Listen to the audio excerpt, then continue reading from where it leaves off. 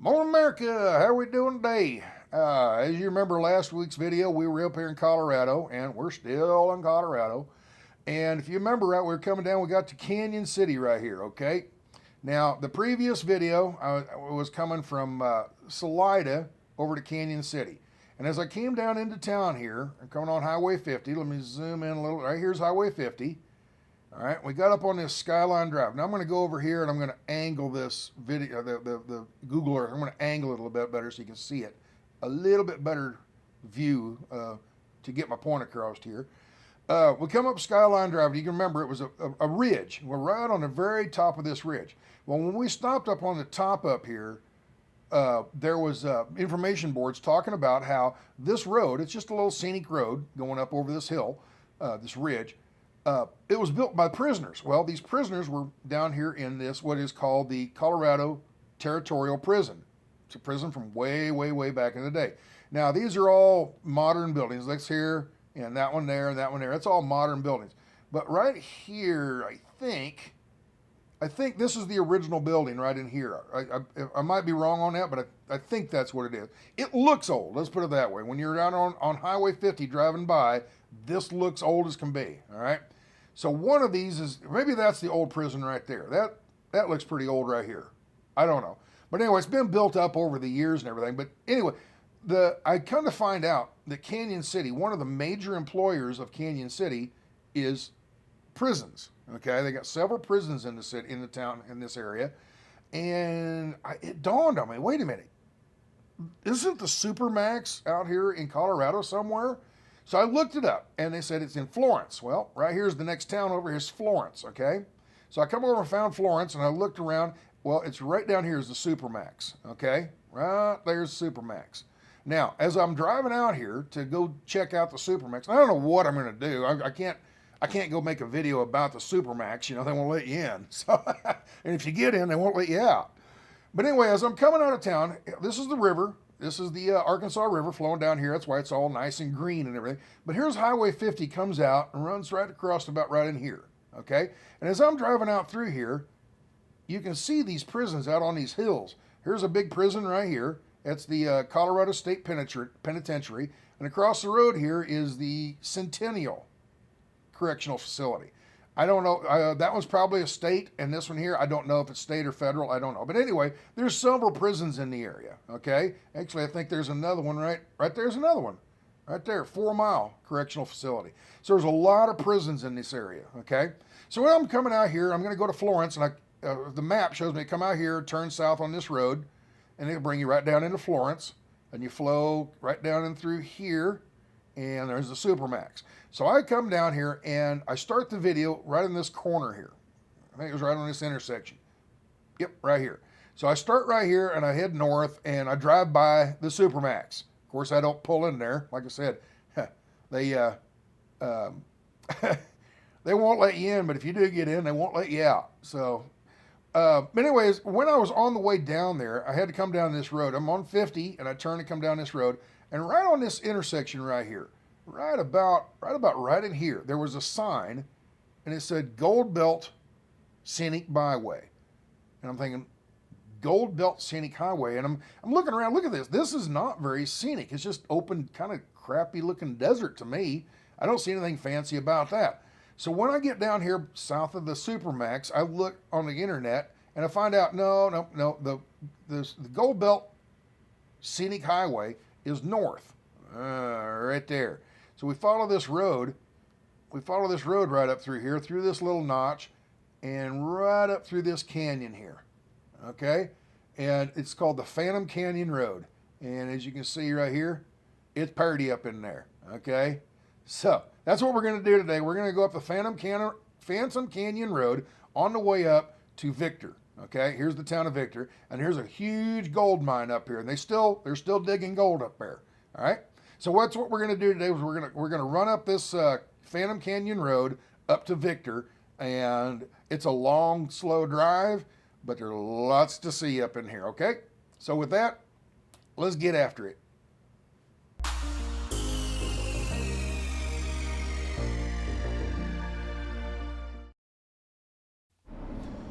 Alright, so here we are just south of Florence, a few miles, and getting ready to turn north. What did I say this was? Highway 67, I think. Anyway, so the prison's on up here about a mile or mile and a half up, two miles up the road here.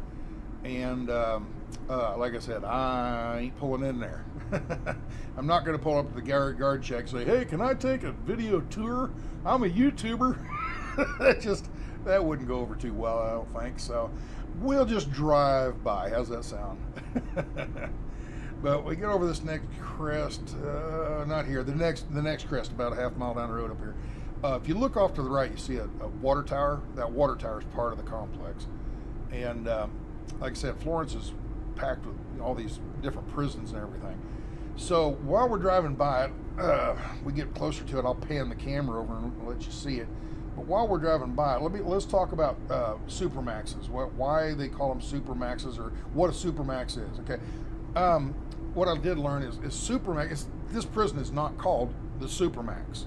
Okay. This prison is called ADX Florence. Okay. And ADX, we'll get into that in a minute, but let's see, what is ADX?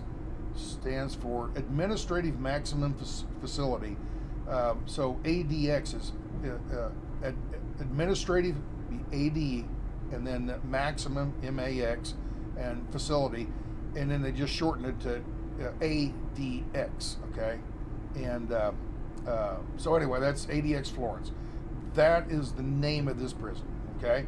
But everybody refers to it as SuperMax. Well, SuperMax is not technically a designation of prisons, okay? It's kind of a nickname, what people call them. And here's the gate right here where you turn to go into the place, and guards are at that gate there. Basically, Alcatraz was considered a SuperMax. It was a really severe prison that was considered almost impossible to escape from. Okay, that's what a SuperMax is. More of a nickname than anything. Okay,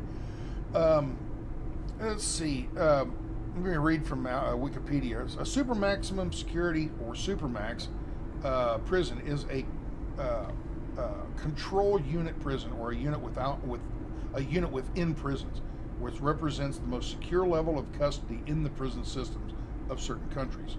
The objective is to provide long-term segregated housing of inmate classified as high security risk or in the prison system, and for those in extremely serious threat to both national or global security. Some I learned is SuperMaxes are in several countries, not just here in America. Okay, according to the National Institute of Corrections, the agency of the United States government, a SuperMax is a standalone unit or part of another facility and is designated for violent, disruptive, incarcerated individuals. It typically involves up to 23 hours per day of solitary confinement for an indefinite period of time. Those incarcerated at a SuperMax housing have minimal contact with staff or other inmates. In a way, I mean, how to phrase this, but basically it's like, close the door, lock the door and throw away the key almost, That's kind of what a SuperMax is. I mean, it's not quite that, but it gives you an idea. They don't try to rehabilitate or anything. It's just you are so bad you're not even worth the time to try to rehabilitate you. We just throw you in a solitary confinement and just leave you in there. We'll talk more about ADX Florence here after we get out of town. But while we're in town, let's talk about Florence here, okay? So I looked up Florence and everything and found out Florence has about 3,800 people, and Florence was built as a transportation center with 3 railroads, including a small railroad depot for trains that hauled coal from neighboring towns of Rockvale and Coal Creek. After a small oil was discovered north of Canyon City. Let's try that again. After a small oil deposit was discovered north of Canyon City in Oil Spring, commercial quality oil was discovered in Florence in 1862. Florence became the first significant oil center west of the Mississippi. In the early 1880s, the town grew rapidly. The city was named after Florence, the daughter of a local settler, James McCandless. Florence McCandless, that's who they named the town after. The town was incorporated in 1887. What just drove down through is the downtown Florence Historic District, and is listed on the National Register of Historic Places. So, and it goes and talks more about the geography, how it's right off the Arkansas River, and the town of Coal Creek is 3 miles to the southwest, and it just talks about a few other things. But anyway, that's basically Florence. You know, it's a nice little town. I mean, there's nothing super special about it, but there's nothing, you know, bad about it either. It's you know, kind of indifferent. It's just a nice town, you know. Main Street here, and I guess that's about it. There's a few antique stores and things like that, and I guess not a whole lot much else to say about the town that I could see. So, but it's the home of the SuperMax, and you know, I imagine a lot of the people that live here work for the prison systems. Okay. All right, we're turning north here, and as we come north out of town, we're going to drive out here a few miles, and we'll eventually reach Highway 50, and that's where I saw that sign about the Gold Belt Highway.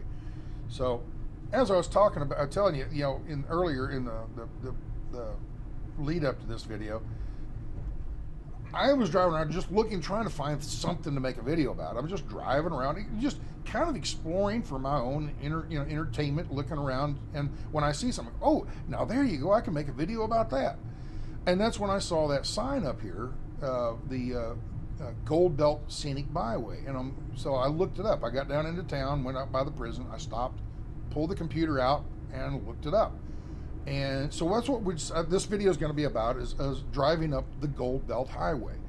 And it's on up the road a little ways, so I've got time to sit here and tell you more about the ADX Florence. And, you know, for instance, like the prisoners, the different kind of prisoners that are in it or have been in it, you know.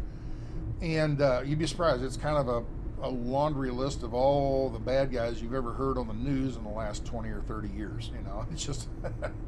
It's just, oh, that's what happened to that guy. Oh, yeah, I remember that. I remember that terrible fella. Yeah, and he's, okay. It's just a laundry list of them. But as we get closer out here to town, here's that Gold Belt Scenic Highway sign that I saw, and I started looking around. You know, what is it? You know, so that's what this video is about, is the Gold Belt Highway. In the meantime, let's talk about the prison. So, let's go back to the Wikipedia and look up ADX Florence. The United States Penitentiary Administration Maximum Facility, USP Florence AdMax, commonly known as ADX Florence or SuperMax, is an American federal prison in Fremont County near Florence, Colorado. It's operated by the Federal Bureau of Prisons. So it's a federal prison, not a state prison.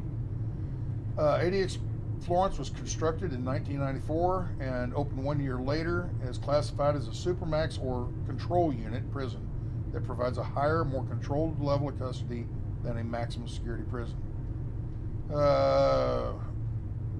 Let's see, it's situated on 49 acres of land and houses different facilities of varying degrees of security. ADX Florence was commissioned with the Federal Bureau of Prisons. ADX Florence was commissioned when the Federal Bureau of Prisons needed a unit specifically designed to secure housing of those prisoners most capable of extreme violence towards staff or other inmates, as well as inmates deemed too high profile or too great of a security risk even for a maximum security. Inmates are confined for the most part of the day in single cells with a facility made of poured reinforced concrete and are under 24-hour surveillance and carried out with intensely high staff and inmate ratios. So there's a lot of prison guards for the number of prisoners that are in there. Okay. History. In 1983, Thomas Silverstein and Clayton Fountain, members of the Aryan Brotherhood, fatally stabbed corrections officers Merrill Klutz and Robert Hoffman in the United States Penitentiary at Marion, that'd be in Illinois. The stabbings took place only a few hours apart and were blamed on inadequate prison design. The federal prison system proposed a new facility to isolate the most dangerous, uncontrollable inmates for security and safety.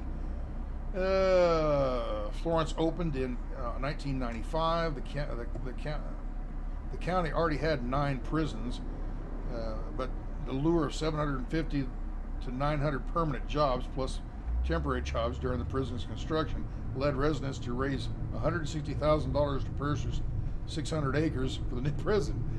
Hundreds of people attended the groundbreaking for the facility, and was designed by 2 leading architects from firms in Colorado. Anyway, inmate population, let's see. SuperMax Florence and Florence, SuperMax unit at Florence houses 322 male inmates as of September of 2023, each assigned to one of 6 security levels. And it's designed to take up to 474 inmates, so don't be bad. They got room. They got plenty of room to put more people. There is no such thing as overcrowding here at the SuperMax. And so, the facility is best known for housing inmates who have been deemed too dangerous, too high a profile, or too risky to even have a maximum security. Let's see. Let's go down, read down through here.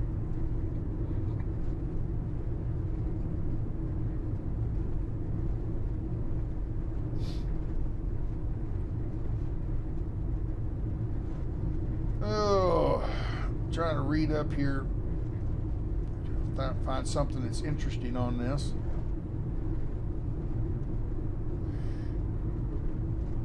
The majority of the facility is above ground, with the exception of a subterranean corridor that leads cell blocks to the lobby. Each cell contains a desk, a stool, and a bed constructed almost entirely of poured concrete, as well as a toilet that shuts off if blocked. A shower that runs on a timer to prevent flooding, and a sink lacking a potentially dangerous tap.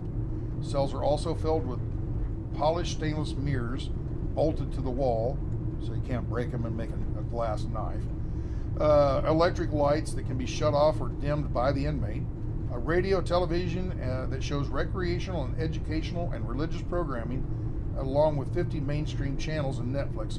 So actually, they get a lot. They can watch TV, you know, quite a bit of TV and stuff. The 4-inch by 4-foot tall windows are designed to prevent inmates from knowing their specific location within the complex. They can only see the sky and the roof through them. So it is virtually impossible to plan an escape.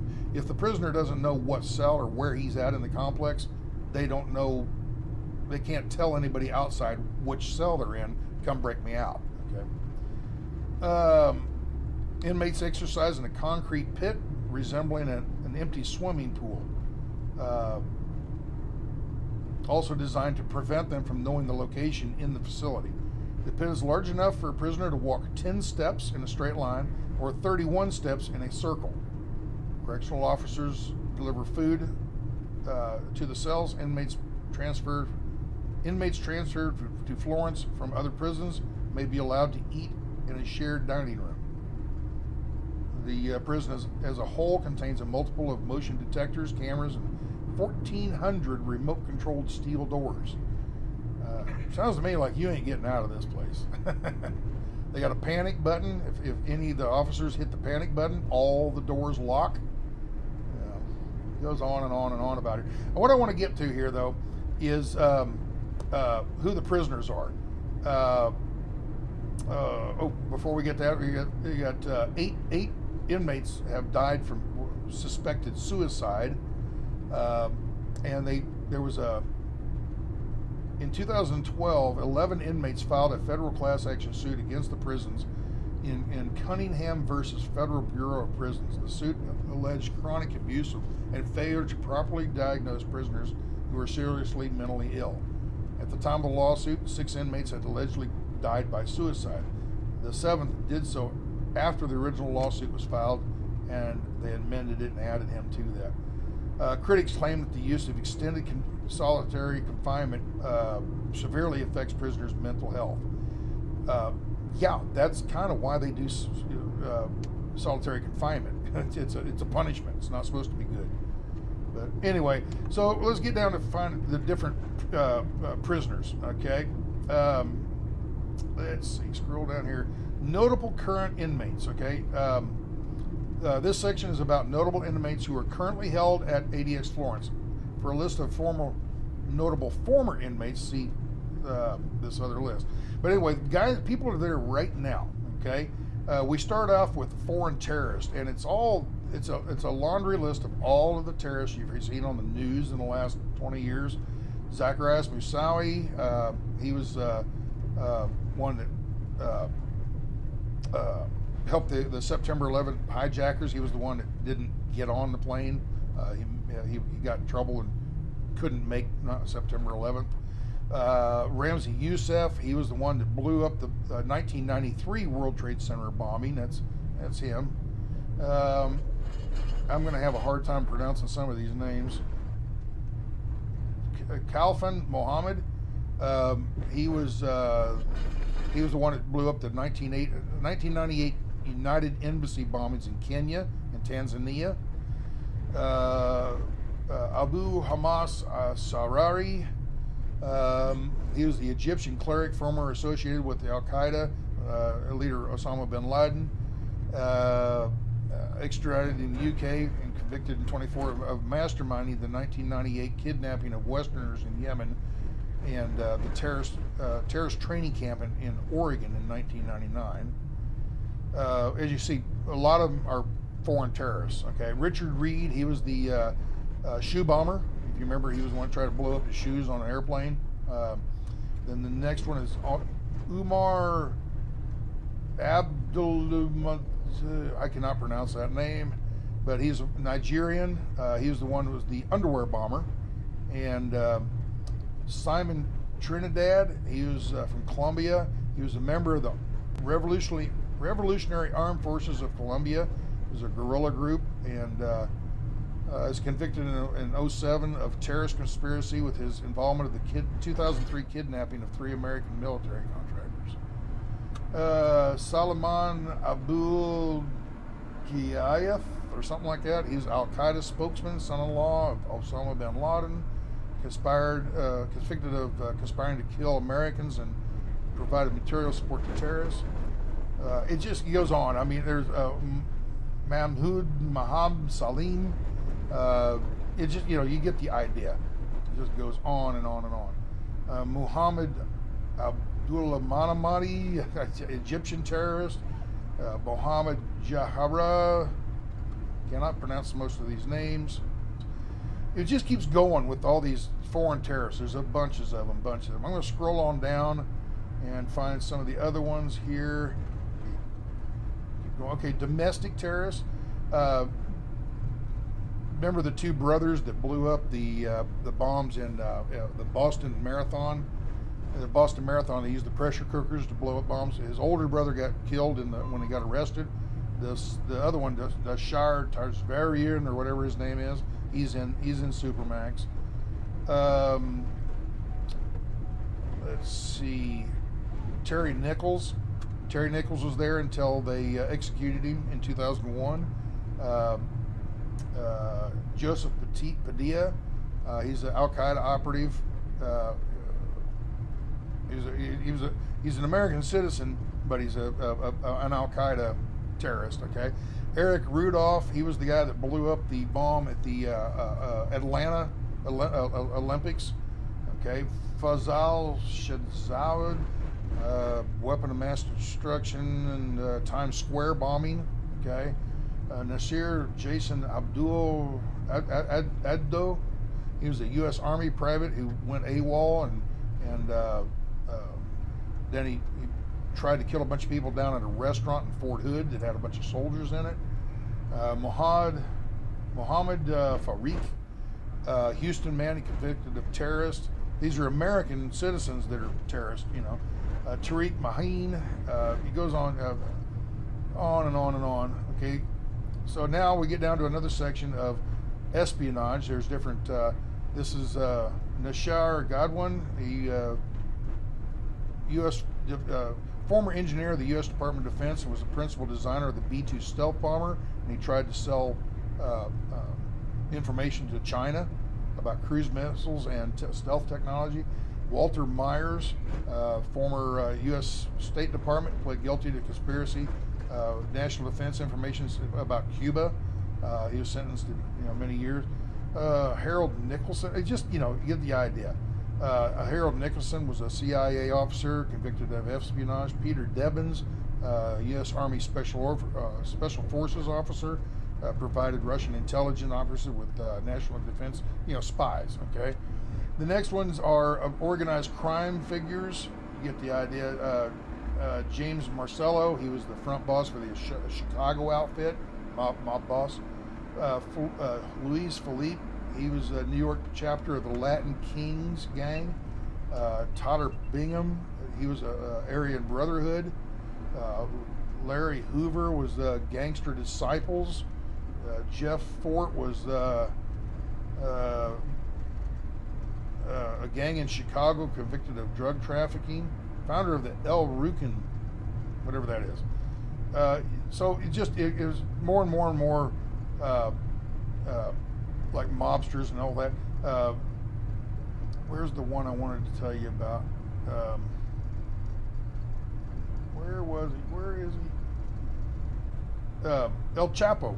What's his name? Where's he at here? Somewhere along here. Joaquin El Chapo Guzman. He was the former leader of the Sinaloa cartel in Mexico. He's in there.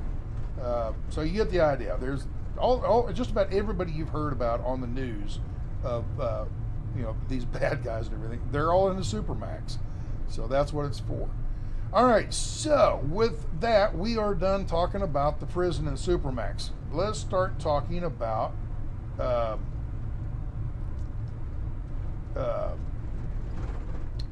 Gold Belt Highway, what we're on, what you've been watching here is this Gold Belt Highway. And when I looked it up, I thought it was paved. I zoomed in on the, the Google Earth, and it looked like it was a paved road. I guess I didn't go far enough north, because this is definitely not a paved road.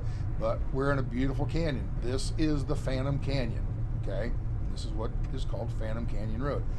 I did a little bit more research. Actually, I drove this up through here just thinking it's just going to be a pretty drive, and I found out more and more about this.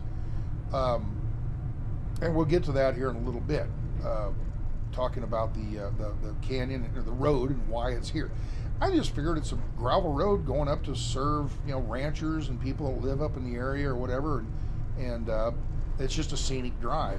Well, that's not why they put this in here. They put this in back in the 1800s for a totally different reason, and I had no idea. I didn't understand why until we got up here a little closer. But I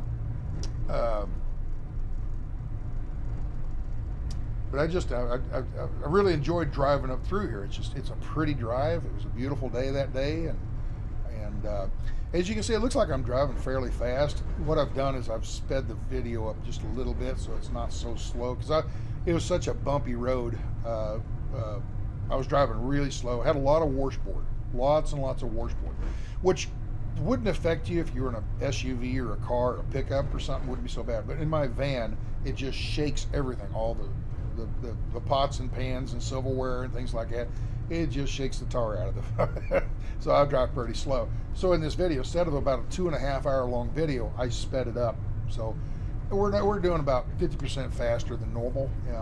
I was probably driving about 20 mile an hour, and I sped it up, and it makes it look like we're doing about 30 mile an hour. But helps you go through it a little bit quicker, a little bit, I don't know, like, wow, look at this. And what I love about these roads, I've always been an explorer. As a kid, I remember riding my bike out in the country, and I always ride my bike, go around that next curve. Always wonder what's around that next curve.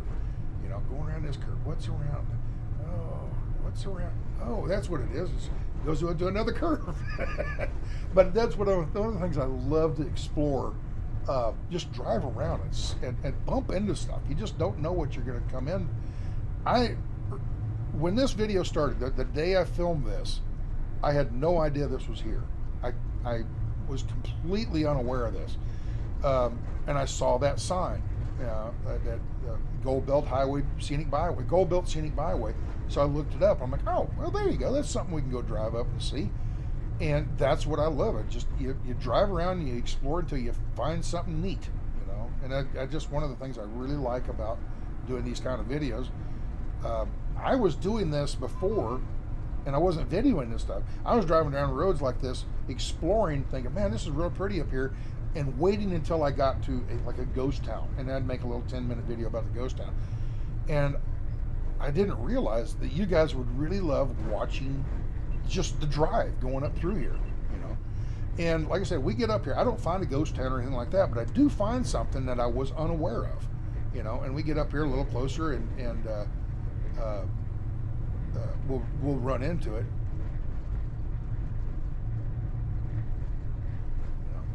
Now, how much better would it be, instead of this bumpy old van going down through here, how much better would it be to be on a motorcycle, like a dual sport or an adventure bike or something like that?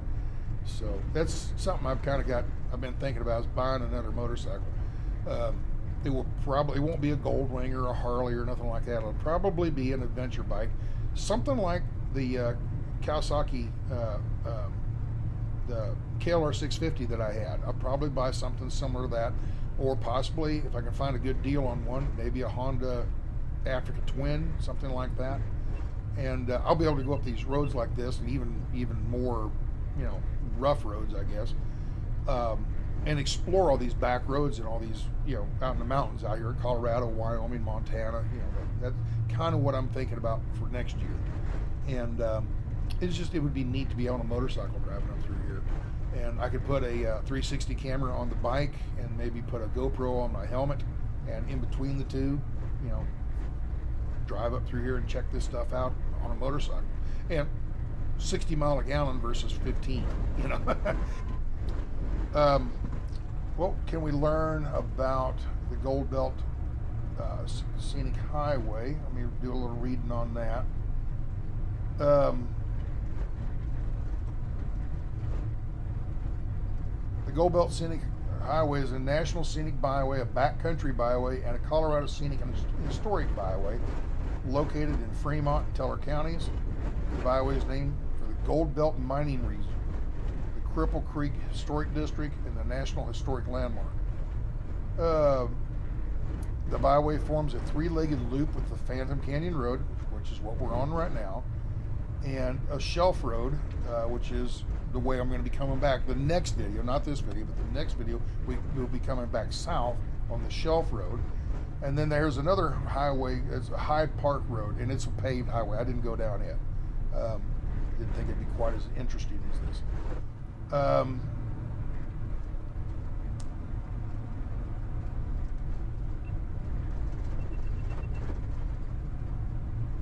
Phantom Canyon Road is a scenic road that connects Canyon City to Victor. The road goes through the Phantom Canyon. The road has 2 tunnels, 3 elevated bridges. There's a lot of camping locations. I don't know if you've been noticing, but you're driving along, you see a little driveway that goes off to the right or left. That usually goes down to a campsite, like down in that valley down off to the right. You know, it'll go down to little campgrounds and stuff like that. What else can we teach you about this? But anyway, we get up here a little bit later. Not too much farther. I don't know exactly where it's at, but somewhere along in here, I recognize something, and I realize I've been here before. It was been so long ago, it was, you know, 15 years ago, and Pam and I drove up through here, and it was raining that day, and we were just following a paper map, you know, and we get up here, and there's a bridge I come up to. It's not too much farther. Here's this canyon, or this tunnel, I mean. I come through this tunnel, and I'm like, you know, I recognize this stuff. Where in the heck, why does this look so familiar? And then I get up to this one bridge, and I realize, I've been here before. This tunnel is so cool. I just love it. I feel like I'm going through a wormhole. But I get up to this bridge, and I realize, I've been here before. And back then, they didn't have any of these information signs. Well, now they've got some information signs, and I get out and I read these information signs, and it all kind of makes sense. Now, we'll wait till we get there before I let the cat out of the bag on But we get up there, and I recognize this bridge, and I start reading the information signs and or boards, and I realize what this road is. And I'm like, there's no way. I would have never guessed what this road was built for. But obviously it's to get up to Cripple Creek to the gold mine. But I would have never guessed they built this road for the purpose that they built this road for. So. But it's just cool. I just driving these roads. I just love it. You know, right there off to the right, you can pull off there and go camp. There's several places up through here.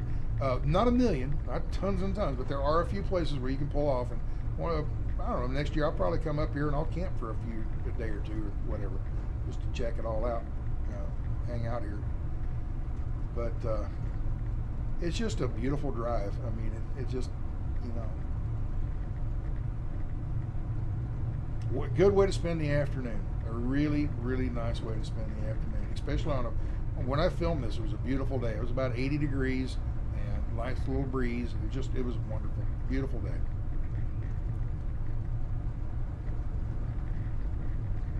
There's a car. You pull off. You see that car off to the right over there, and it comes out right here. So it's a little, you pull in, pull out right there, a little sideway, a place to camp. Someplace like that, I can pull the van in and park there and spend a few days. It's BLM, so I assume you can stay probably 14 days if you wanted to.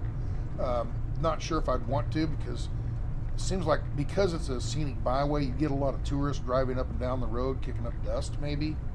But really haven't seen that many vehicles. It was right in the middle of summer. You'd think you'd see some tourists, but it was a weekday. It was like Wednesday or something when I drove up through here, so it wasn't a weekend. So. Right there's another place you can pull off and camp. Of course, some of these trees, some of them are aspen trees, some of them are pine trees, some of them are cottonwoods. It's pretty beautiful scenery. It really is.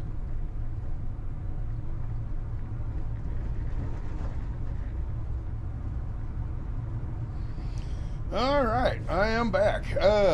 What happened here?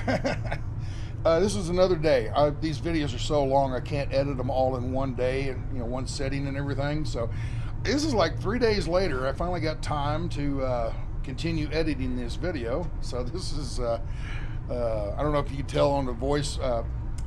Some days I'm a real mellow mood. Some days I'm in a pretty vibrant mood. Let's call it that.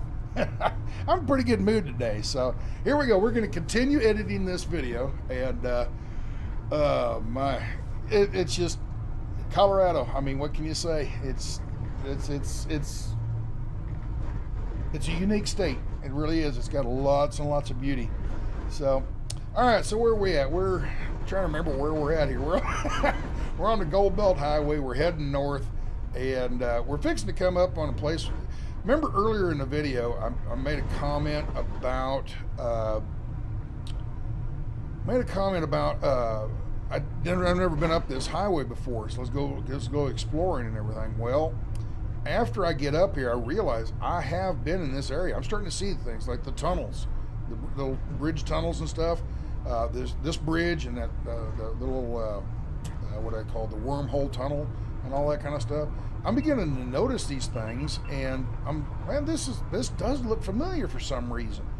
Maybe it's just another road, another road that looks similar to it or something, because I'm sure that's not the only tunnels in Colorado, Anyway, I get up, I pull over and stop here for a second. I back up, and I saw something down in the ditches down there by the river, and I think that river is called 8 Mile Creek. Yep, there they are. Got cows. I got some cows down there grazing. There's a couple little calf, and there's another one somewhere. There's another one right there. There's another one. And then I pull forward a little farther, and you see Mama here in just a second. There she is right there in the center of the screen. So, yeah, this is BLM land. This property, most of it's owned by BLM, and they let ranchers rent or lease the land from them. They graze their cattle up through here and stuff. So, doesn't cost hardly anything for them to lease it. That's why they lease it for a long time, and they hold on to those leases. They don't get rid of them because it's super cheap grazing land for them. So Anyway, back to the road. We're running along here, and just up around the next few curves up here, I really see something, and it just, I do know this place. I have been here before. And I'm trying to, scratch my head. Where is it? I've seen all this stuff. Where is it? When would I have been up here? Well, I met Pam back in 2004, and we went on a vacation that next summer in 2004. We were up here in July, I think, July or August, something like that. And we came up this road in 2004. And of course, I wasn't videoing or any of that stuff. YouTube hadn't even been invented yet. But I did take some pictures. And you're gonna come up to places up here. You're gonna see these places that I recognize as from those photographs from years ago. And like I said, it's been 2004, so it's been like 19 years ago. So, but anyway, I'll come up through here, and I see some stuff here that's new that wasn't here back then. So we're going to get into that here shortly, because we're almost there. We're just around the next couple curves, and we're there. Okay. Now, you keep hearing that beep beep beep? What that is, I've got a dash cam, just a regular dash cam, and the bumpy road keeps activating it, and like it's had a crash. All right, okay, I saw something here. Let's back up and look at that. But the camera beeps, and it's saving the file. Okay, that's what a lot of those beeps are and everything. All right, I back up here because that right there to me is stunning. That right there. If I could figure out a way to drive the van down there, there's your camp spot right there. Beautiful little open area, pull your camper up in there, and there's a creek right beside it. And I don't know if that creek's big enough for fish or anything, but go out there and maybe try to catch a fish. I don't know. But also, take a couple of those trees out and build a little small cabin right there. Wouldn't that be a perfect place to have a cabin? I mean, it's just so pretty. Just snuggled right down in there between the trees. You got your own water source all year long. It's pretty. It's just pretty up here. So, all right, next little curve up here. We're almost there, folks. What I've been waiting to show you and talk to you about. We're almost there.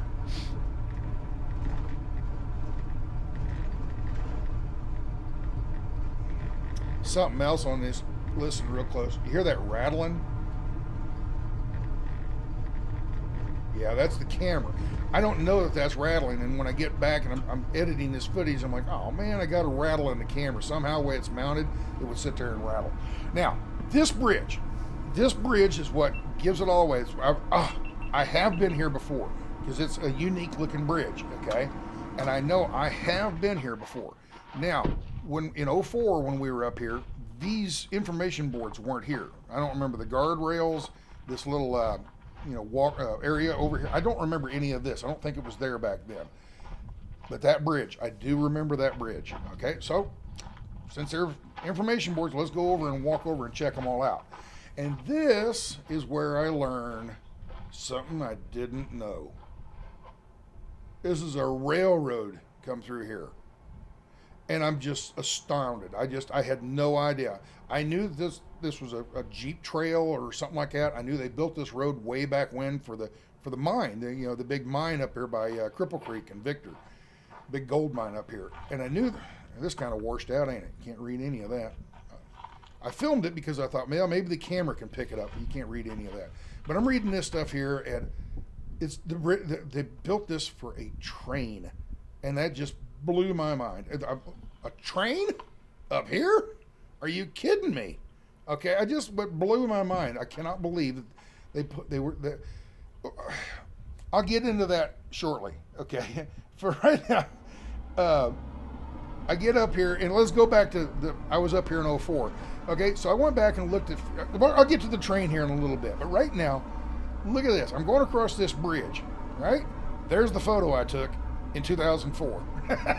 had an 03 Chevy pickup, and I took that picture. It was raining that day. Okay, so I have been here before. All right, we'll get around the curve up here, and I took several pictures along, back then, 5 or 6 pictures up in this area. I went back and found, And what I'm doing is I'm going to put them in where they were, when I took the picture, where we were, okay? And here's one coming right up here. Oh, no, that was the tunnel. I'm sorry. That's just showing you the tunnel from way back where we drove through. I couldn't put that picture way back there. It would have gave away the surprise. So anyway, now we're getting up on this shelf road. It's getting real pretty and everything, and I got a little bit farther to drive before we get to the next photo that I'm going to match up in the same location and everything. But it just, the train, they put a train through here. Now, in my defense, I'm thinking, when they says they put a train in here, in my mind, I'm thinking like a big train, like a modern day locomotive. And I was like, there's no way it would fit up in through here. Okay. Well, then later on, I got to think, wait a minute now, what am I thinking? They didn't have those big trains back. Well, yeah, they did. They had big locomotives, big steam locomotives back in the day.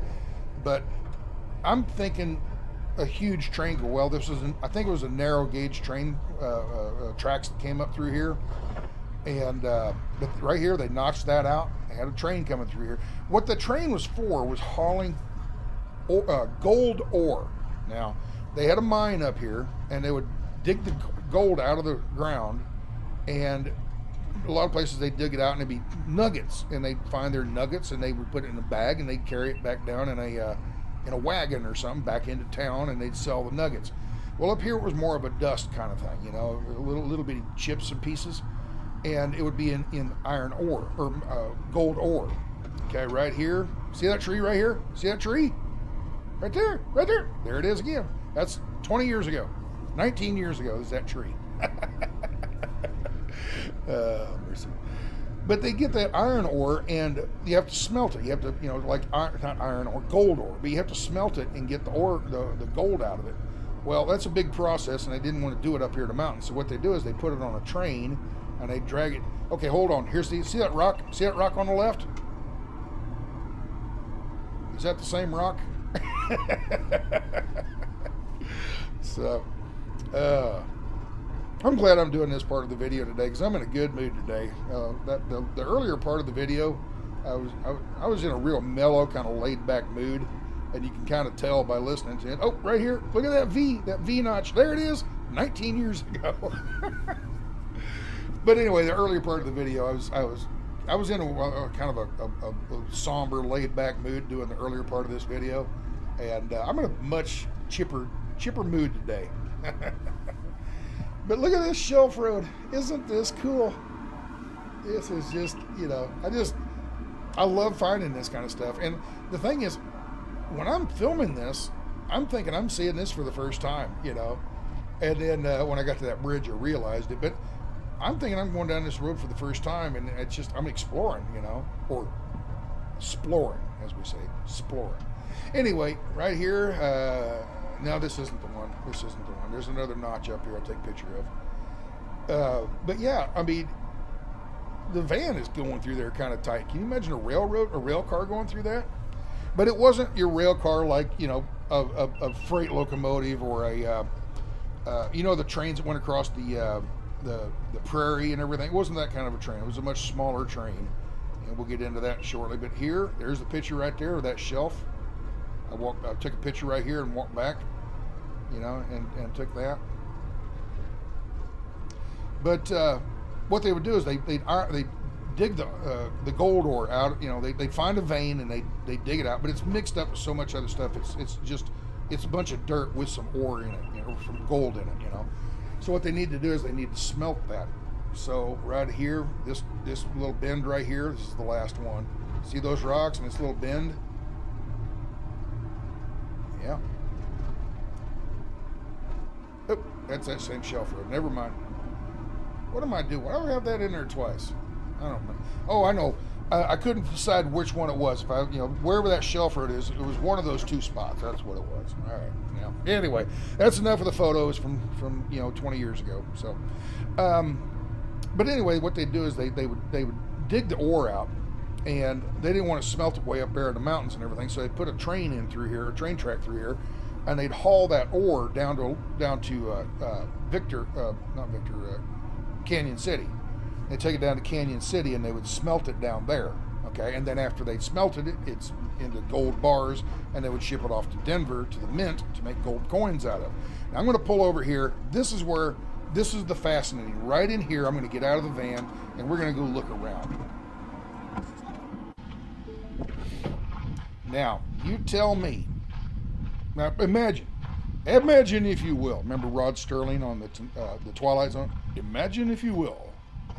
You're on a horse, and you're coming up in this canyon, and you look at this canyon, and you think to yourself, yeah, this would be a good place to put a train track. I mean, who has the audacity to do this? Now this bridge is a modern bridge for cars and everything. A train bridge would be much narrower than that. But look at the ruggedness. And you're on a horse up here. You know, you're down at the creek, and you're down here with your canteen, and you're getting some water, and you stand up and you look around and you go, "Yep, this would be a good place to put a train. Yep, let's get a train up here." I mean, I wouldn't even consider that. Just go around, or go somewhere with a longer route where it's easier. Nope, let's put it right through this canyon. And I'm telling you, forget about the bridge. Imagine the bridge isn't here. Imagine the road isn't here. Look at that. How would you even consider? You're down there filling your canteen up, and you go, yeah, let's put a train track through here. That blows my mind. I cannot believe that the people were that ambitious, at the time. But you're talking about a lot of money, gold. I mean, and that gold mine is still there today. Now they don't use they smelt it up on the mountain now, and take care of it up there. But back in the day, I mean, think about it. All that rock debris on the left, that wasn't there. That was natural. Imagine that's natural. It's not notched out yet. How hard it would be to put a train through here. And on down this video a little farther, you'll see scene after scene after scene like this. You think, how in the heck did they decide to put a train through here? To me, it's just audacious. I can't believe that they would try to do something like this. All right, let's go get back in the van. But see all this rock on the left, they've notched that out. That's naturally a man-made notched out here on the left. Of course, the V notch here. And what do I do? Oh, I readjust the camera. And but yeah, I mean, it's just narrow enough, wide enough for a train to go through here, And I would imagine if you're in that train, you stick your arm out the window, that rock will be ripping your arm off probably. Now they've widened it over the years. After the train came through, they ripped the track out after they got to where it wasn't using it anymore, and they ripped the track out and they resurfaced, redid it with more modern bulldozers. I believe they redid all this back in like the 80s or something, if I remember right. But of course, this is a modern style bridge for a car, not for a train. But there would have been a trestle bridge there for a train back in the day. But look at this. I mean, think about, you're going up here in a horse. You're riding a horse and you're thinking, yep, we can put a train through here. What are you doing, Stan? I'm trying to tell these people a story and you keep messing me up, messing with the camera. Now, quit it. Now. Anyway, I told you I'm in a better mood today. But just think about it. And they didn't have bulldozers and stuff back. They had pickaxes and some dynamite, maybe some TNT. They had manpower though. They did have that, and they had will. And if there's a will, there's a way. You can get her done. Get her done. But at this point, it really makes me appreciate this road now. At first, I thought it was just a fairly modern road. They built it in the 50s or something. They, to get ranchers back up in here to get their cows in and out or something, And now you realize it was done back in the 1800s for a train. That's just what blows my mind about this. It's just, wow. I had no idea. Because we came up in, like I said, in 2004, we just drove up through here, and there weren't any of those information boards. I didn't know this was a scenic byway. I was just kind of following a paper map and got out here and kind of got lost. And hey, cool place to get lost, huh? You know. But I got up here and but that train thing, that just baffled me. That just, you know, wow, you know, brain explosion. Wow, you actually put a train through it. Now, like I said, I'm thinking when it's mentioned trains, I'm thinking like this here, a modern train, a big, you know. Well, of course, it's not a modern locomotive. It's back in the 1800s. Okay, wait a minute, Stan. Okay, this kind of a train here. This is a steam engine locomotive train, right? But even that was way too big, I think. I think it was more like this train. Now, up in not Silverton, in Cripple Creek, they have the Cripple Creek Railroad, and this is the train you can get on today as a passenger train for tourists. Okay, I don't know if this was the same train or something similar to it, or if this is the train, the locomotive that just moves stuff around in the mine itself. I don't know. And I've done the research trying to figure out what size of a locomotive, what kind of train actually went up through here. And I can't find any information on this exact subject. But I assume it's probably something about like this, you know, or maybe about like this. It could even, could it be Thomas the Train? Anyway, no, I'm kidding. Anyway, but yeah, it just baffles me that they put a train through here, a track through here. It's just, you know.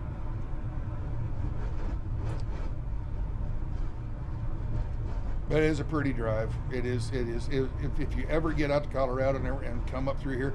Now, like I said, when I started on this video, you know, an hour and, you know, right about an hour ago, I was down there by the prison talking about the prison stuff. And it was kind of open, flat, and you're thinking, boy, this video is going to be kind of, you know, not that pretty. Well, look at it. You stick with me, folks. You stick with me, and you're going to get rewarded. So, but yeah, it's just gorgeous up here. And it's getting the time of day. The sun's starting to come in. I'm getting reflections on the windshield and everything. And yeah, bear with that.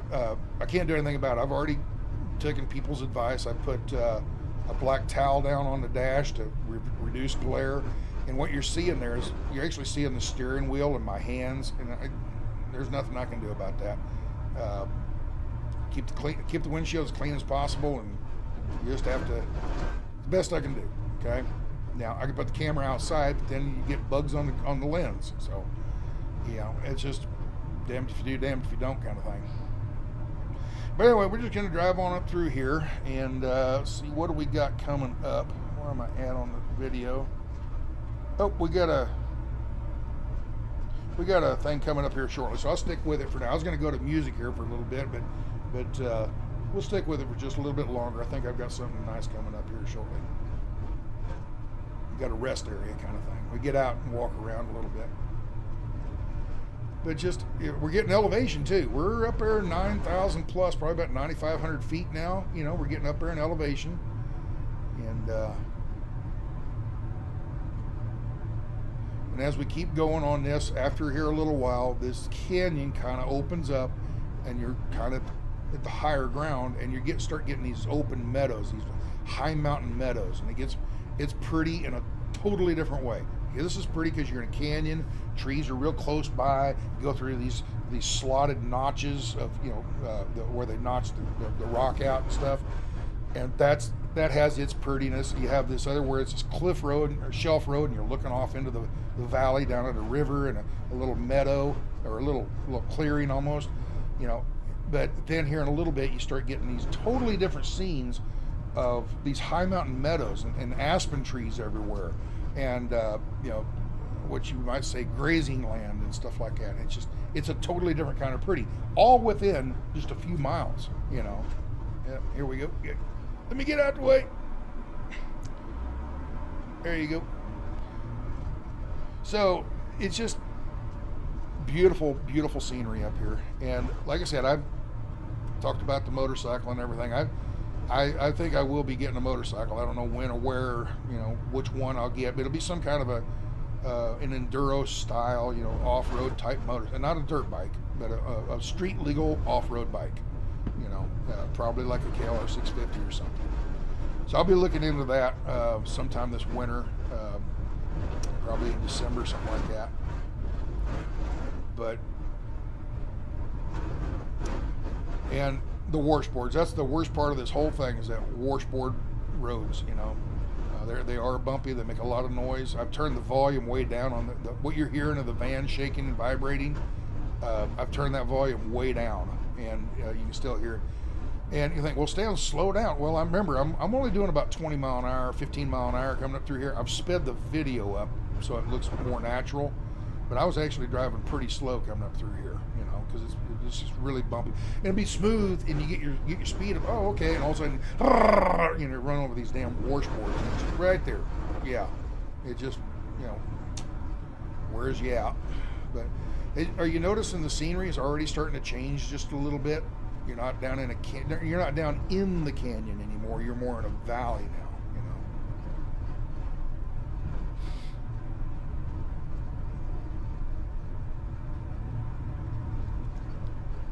And the aspen trees, there's one just trying to change. It was getting later in the year, but it wasn't fall yet. But there was a couple trees that you can see right there's a little bit of leaves trying to change. I don't know if they're changing because of the weather or they're changing because of the drought. There's, you know, it hadn't rained in a while. Maybe they're thirsty. Who knows? But there's a cattle guard.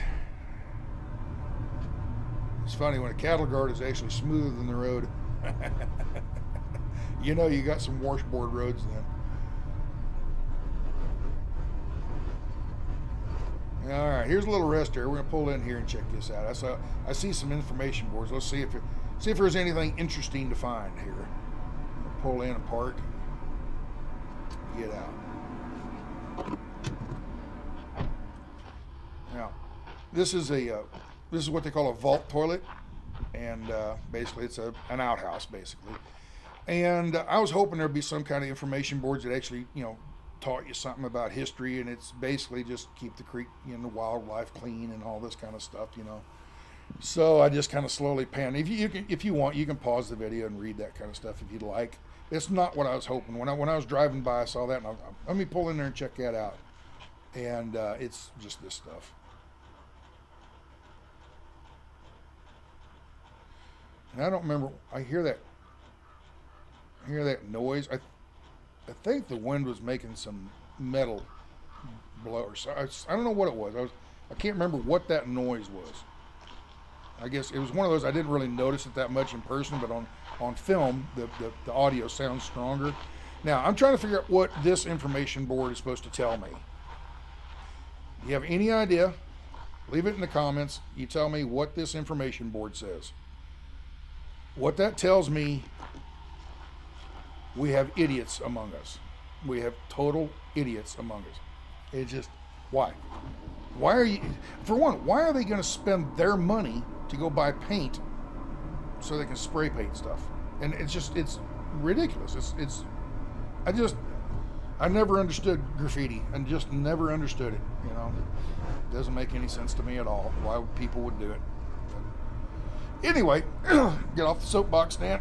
Let's get back to watching beautiful scenery. Now, we're going to drive along here scenery for quite a while, so I think I'm going to go to a little bit of music and just kind of let you enjoy with a little bit about background sounds. All right, I'll be back in a little bit.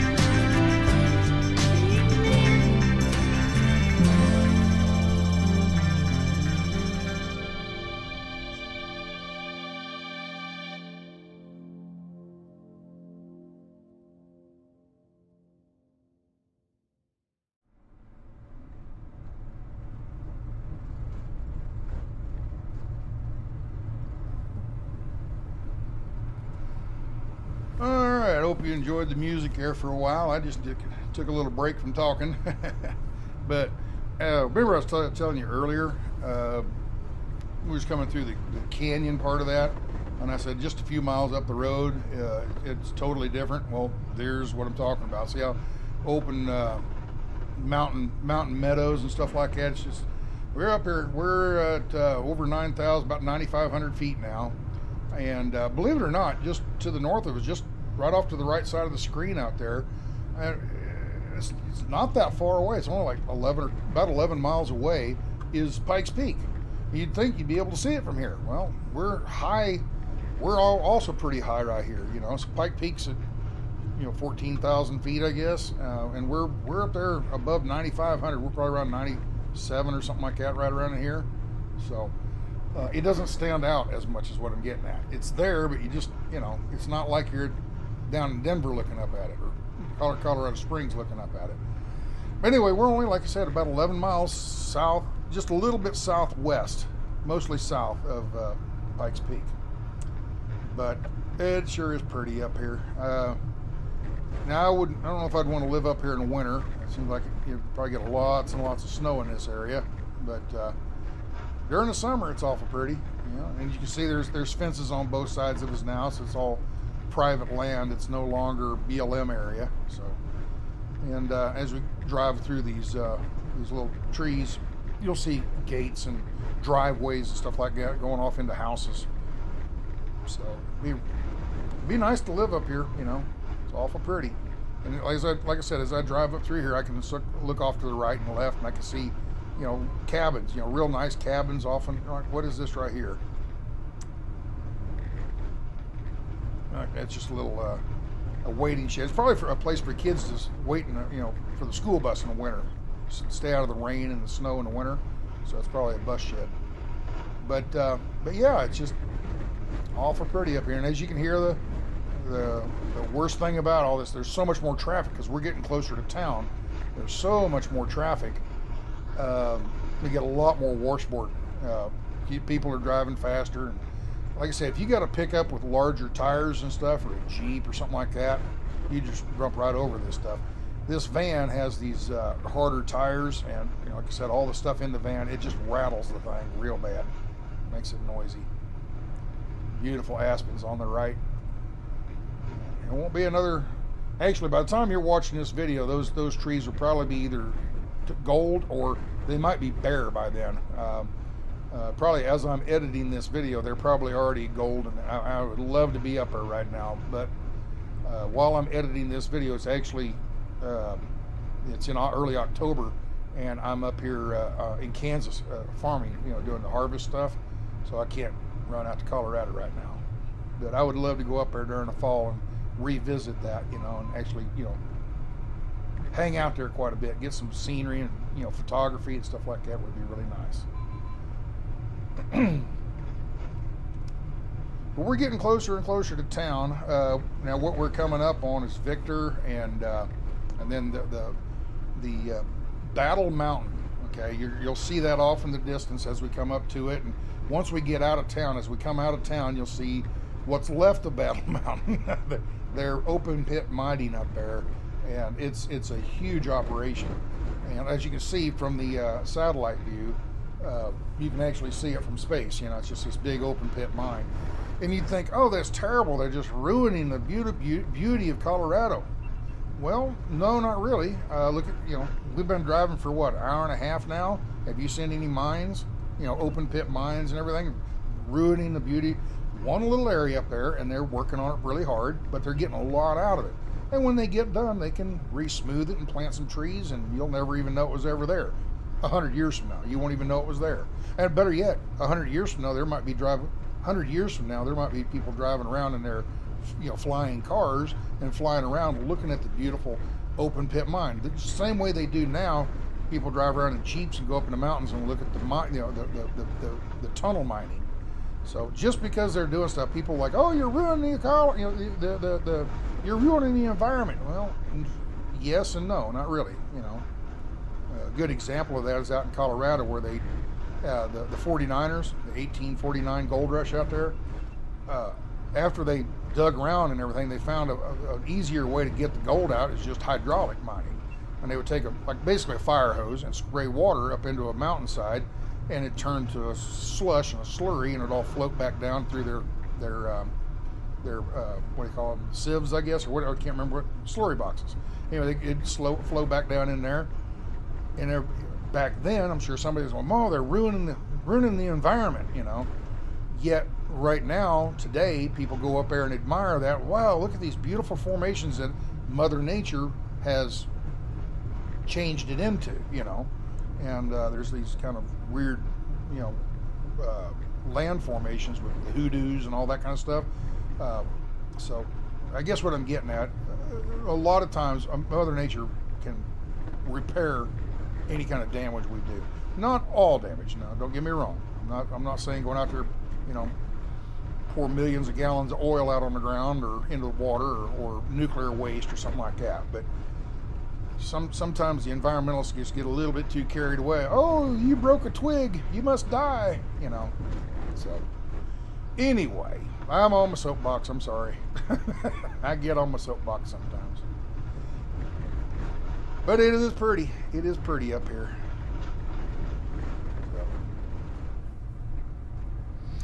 All right, we're getting pretty close to Victor here, so let's start talking about Victor while we get ready to drive into town. Victor, Colorado. Victor was founded in 1891, shortly after Winfield Scott Stratton discovered gold nearby. The town was named after Victor Mine, which may have been named for the early settler Victor Adams. In 1892, Harry, Frank, and Warren Woods founded the Mount Rosa Mining, Milling, and Land Company. Battle Mountain, located just above Victor, had the largest, most prolific mines in the mining district, and the town became known as the City of Mines. Victor officially became a city in July 16 of 1894. In 1894, the Woods brothers discovered gold when they began digging a foundation for a building. I find that funny. There's so much gold in them there hills. They found gold building a foundation for a house or building. No big deal. Anyway, which resulted in the creation of the Gold Mine Company, or Gold Coin Company. At that time, 8,000 people lived in Victor. The town boomed as the surrounding Cripple Creek mining district quickly became the most productive gold mining district in Colorado. Mines in Victor and Cripple Creek provided 21 million ounces of gold.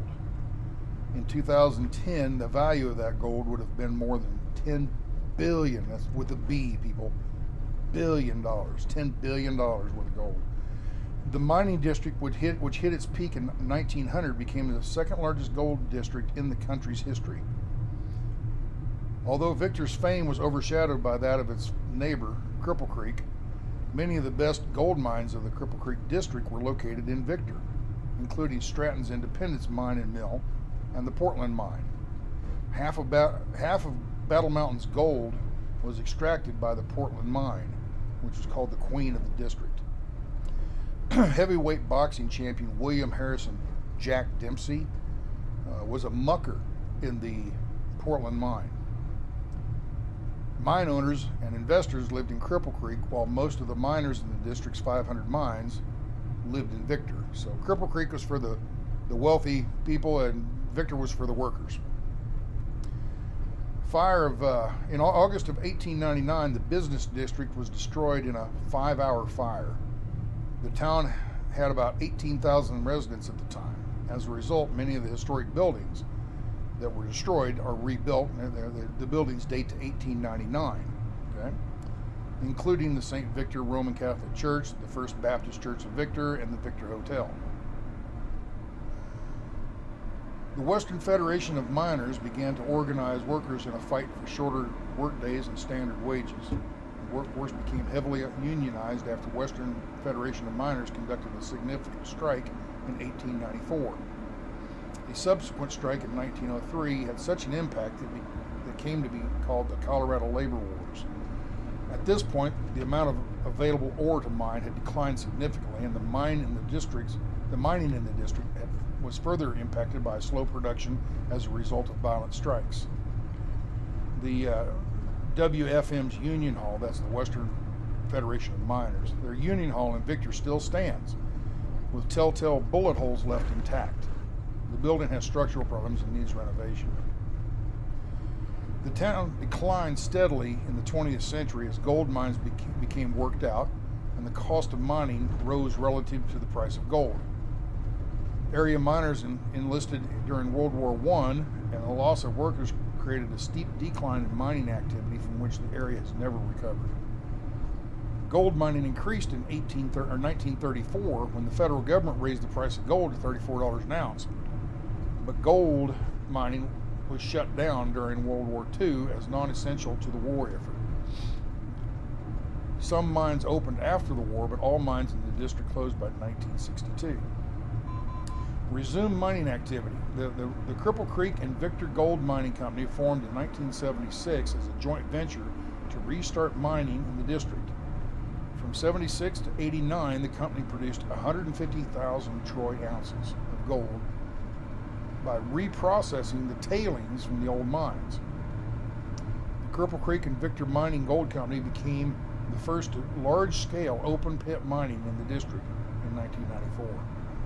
In 95, the open-pit gold mining operation, which taps into legendary mines, began on Battle Mountain.